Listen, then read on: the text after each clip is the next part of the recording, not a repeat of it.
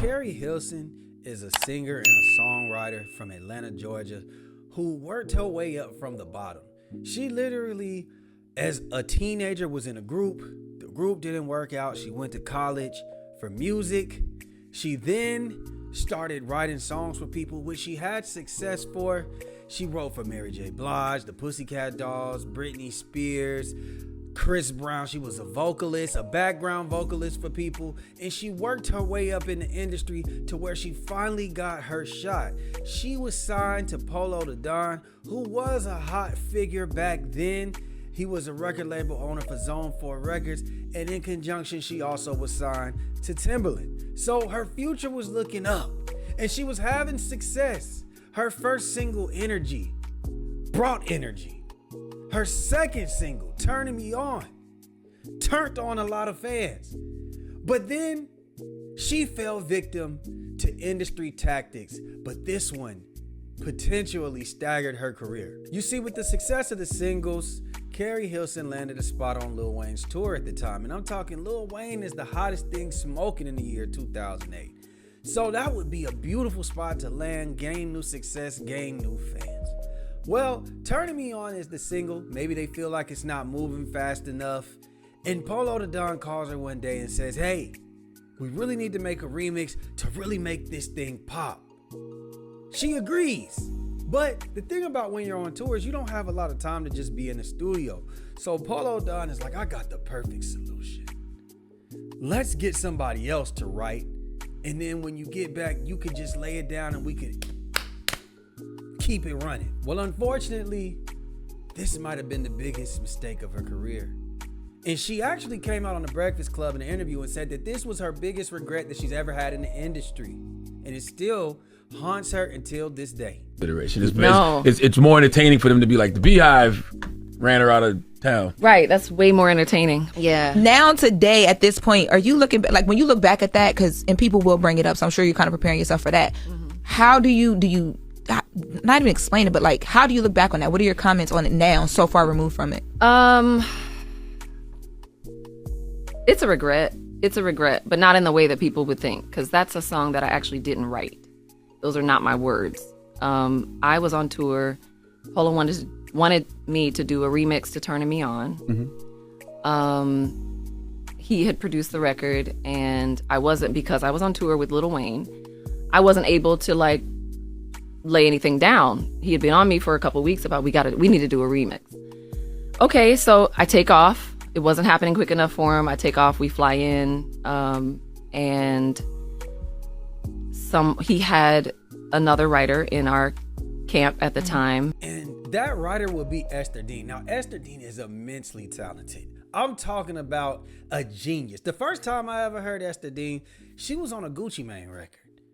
Yeah, my name is Susie, and Gucci think I love him. That sucker think I'm loyal, but I fucks with all the hustlers. I be with all the ballers. I be in all the spots. I might be in your kitchen, nigga, cooking up your pots. Yeah, that was Esther Dean. Now, Esther Dean could go from Gucci Mane to writing Rude Boy for Rihanna.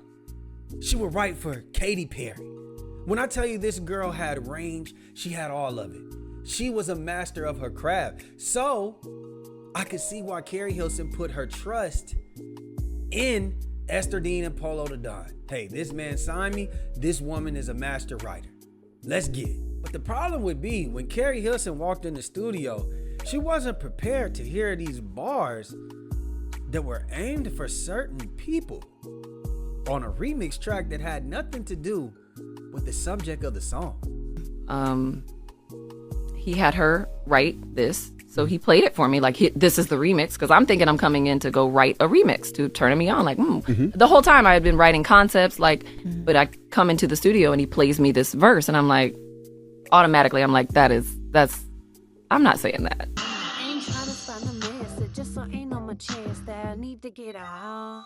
Cause you're tagging me out. Division cloudy. If you think that you the best, you could dash. You could sing. I need to move it to the left, to the left. She need to go half, baby. She need to sit down. She fading the mother. She fading the worth more time to talk about. Getting head down and flip. Go and get your money up. No, you ain't the only homie on me line. No, I ain't tucking it all. I'm say tucking it out. Go ahead and tell these folks how I'm gonna be writing the flow. I've been putting you on. want me, you can find me in Decatur. Put your tongue in me out. Now, don't ask me why it sound like that. We gotta protect ourselves because YouTube will clip your video for that copyright. Now, if you hear the lyrics in the song, she's talking about Beyonce. You need to move it to the left, and you need to make room for the young, hot artists coming in the game. You need to go somewhere and have some babies. And if you want me, you can find me in Decatur. Now, those are some bold claims. And Keri, of course, she's like, no. Esther Dean, I don't know if she had some type of problem with Beyonce or if this was just some type of PR stunt, but whatever it was, she wasn't with it. And when she said she wasn't with it, she said Polo the Don said, listen, if you want this album to come out, you have to do this. Now, I don't know if we're running with this, but you have to lay this track down. I promise you, we're not gonna put it out right now. Let us figure things out. And then 2 weeks later, the track leaks. Mm-hmm. That was my position. So I tried to fight him on it, and I began writing my own. That's what I did with my time there, but I want to be careful with the word I use. Mm-hmm. It was quite forceful, you know what I mean? In an executive artist way? Yeah, in an executive artist way only. Mm-hmm. You know, involving others and kind of threatening my career in a sense, in a real sense. Like, you're not coming, because my album wasn't out yet. So it was like, you're not coming out if you don't do this. And the mistake that I made was not continuing to fight. But I was in tears. I was crying. I was adamant that I did not want to do that. And for people that don't know, you were signed to Polo. I was signed to Polo and Timbaland. Correct. Yep, in a joint venture at Interscope Records. Yep. And I was young. I was super young. I felt I had no power. I felt I had no choice. But I did record my version, which had nothing like that in it. It was on subject. The song is about men. And it leaked like days after I did it, but he promised me that wouldn't happen. So it leaked. And that was that. And I protected him. I protected the girl that wrote it, who went on to become famous. I protected everyone in the story. So I had to eat that. And I am still eating it to this day. But that is definitely a regret of not fighting even stronger. But again, when your career is on the line and they make it that be the way that you perceive the situation, not perceive, but it was pretty clear. But when you're that young, you're just kind of like, fuck. Maybe they know better than me. Right, like. Now that's how this dirty industry works. Out of desperation and not trusting the music that you made and the integrity of the music, Polo the Don forced Keri Hilson to build controversy and build hype around her album by dissing Beyonce. Imagine dissing Beyonce. She was the first lady that I ever seen come at Beyonce, and they let her have it. Yes, we do now know that because of social media, the type of following and fan base that Beyonce has, but this is 2008. We're talking Facebook, the end of MySpace. There really isn't. Twitter is just now started. Things are a little different. If we knew what we knew now, that would have been a terrible idea. But we've seen it work so many times. But it backfired with Keri Hilson. And when you look at the album and the singles she had, which were Energy, Turning Me On, Knock You Down, featuring Kanye, a mega hit, Make Love, Slow Dance, she had damn near a classic album. They didn't need to do the remix. But this is a bad executive move, and it affected her career, and Keri Hilson had to take the backlash from that because Esther Dean and Polo the Don threw their stones at Beyonce and hid behind a young, starving artist. Now, the fans after this Breakfast Club interview would say, hold on, didn't Esther Dean write this song? Wasn't she credited as a writer? And they would be commenting under her post saying, Esther, it was you. you did this, didn't you? And she would double down and come back and say, and did, and it was a hit.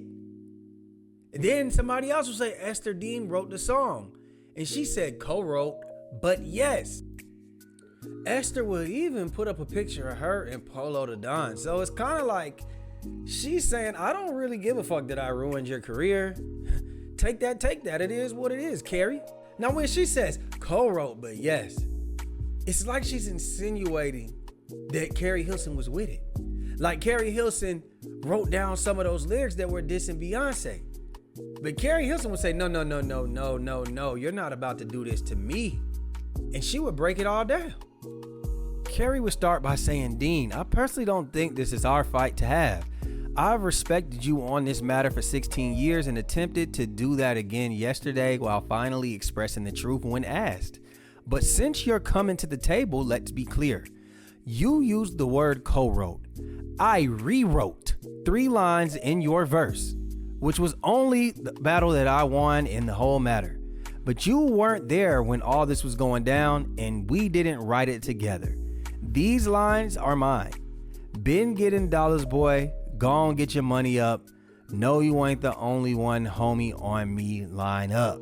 The softest section. Lines about a boy, because not only did I strongly disagree with the unnecessary hateful sentiments towards other women, and I've never been a fan of publicity stunt methods, I also argued in my trail of attempts that this verse isn't even on subject with the original song, which is how I even got those 3 lines on the remix that were taken from the ideas and lines in my phone that I mentioned in the full interview. She ended it by saying, you chose to stay quiet for 16 years, but coming out only now when you felt a portion of the heat that I've gotten all this time. I really wasn't going to discuss this anymore, but in that interview, we talked about the backlash of not speaking up for myself. So I just want to finally clear the air respectfully. For those who only watch the clip, I suggest you watch the full interview. Love. Respectfully, Keri, I don't gotta watch no more of the interview. I think you're being too hard on yourself, if we really being honest. They set you up for failure, and when you got the backlash, they let you take the heat, and they ran away and did whatever they did. Esther Dean didn't get nothing, half of what you got, and she went on to be one of the most successful writers in the industry to this day. She never once stepped in for you and said, hey, I wrote this, I apologize to Beyonce, I was in my feelings, or I was put up to this by Polo the Don. Y'all be saying protect black women until it's time for the women to protect the black women. And she let you fall by the wayside. As long as her career stood tall, that's all that mattered. Then on top of that, after she said and caught the backlash, she doubled down and said, yeah, I wrote it. Yeah, I wrote that. But what she didn't know is that the internet was gonna get together and they was gonna serve her up on a platter, which forced her to then put out a very, very, very insincere apology. Esther would say, I submitted a lot of verses for that remix. One got picked and it was co-written with Keri. Looking back, it was childish and it didn't age well. I see how it hurt people, especially women, and I take full accountability. I worked with and supported many women since, but that doesn't erase the moment. I'm sorry for my part in it. Growth is real, and so is this apology. Now, if you ask me, that apology was super corny because Esther keeps insisting that this was co-written when that's not the case. Don't apologize for what you did, but then still try to throw a little bit on Keri. It's clear that you wrote the most damaging part of the song. She tried to soften the blow, but it didn't work. Now, Keri Hilson would go on to drop another album, and she would see the same success. She would have Pretty Girl Rock on there. Not as many hits as the last album, but it would still go gold like the last album. But after that, we didn't really hear from Keri like that. She still tours and, does her old music, but we never really seen her bounce back for real from that particular thing. And we know when you mess with Jay-Z and Beyonce, whether they call that shot or not, you're essentially blackballing yourself. Now, she's trying to make a comeback. She's dropping an album this year. Hey, for all the people that said they would never support her again because she dissed Beyonce, go support her. Try to get a little bit of that money on back. We know R&B ain't really hitting like it used to. Selling records, things like that. So I hate that for her. I hate that this situation ended like that, man. Y'all let me know what y'all think. Do y'all think Esther Dean was wrong? Or do y'all think that maybe Polo the Don put down his foot? Do we think Polo the Don is gonna speak? I probably think not. He said he probably like, hell nah. So y'all let me know what y'all think down below. Like, share, subscribe, comment, hit that notification bell, and we out, baby. Boom.